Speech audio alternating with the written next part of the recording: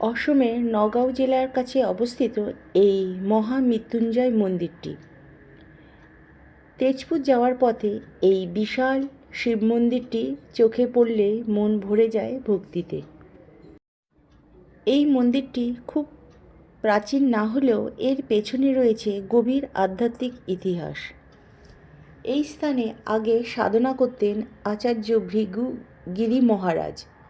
বিশ্বাস করা হয় এখানে শুক্রাচার্য মৃত্যুঞ্জয় মন্ত্র জপ করেছিলেন, সেই কারণেই জায়গাটি পবিত্র বলে মনে করা হয়। 2003 সালে মন্দির নির্মাণ শুরু হয়।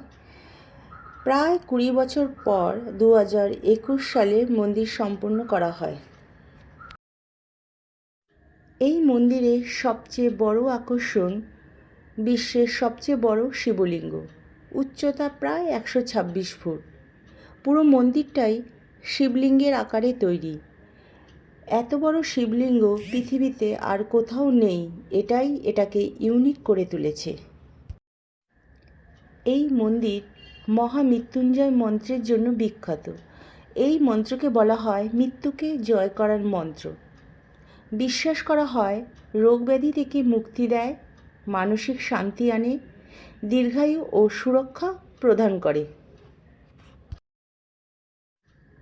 2021 সালে প্রাণ প্রতিষ্ঠা মহোৎসব দিয়েই মন্দির উদ্বোধন হয়।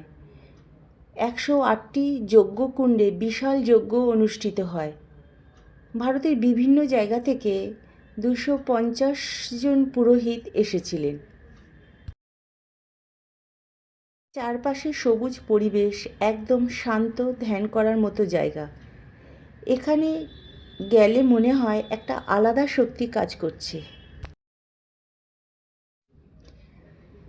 তেজপুর যাওয়ার পথে এই মহামৃত্যুঞ্জয় মন্দির শুধু একটি দর্শনীয় স্থান নয়, এটা বিশ্বাস, ভক্তি আর আধ্যাত্মিক শক্তির এক অসাধারণ কেন্দ্র।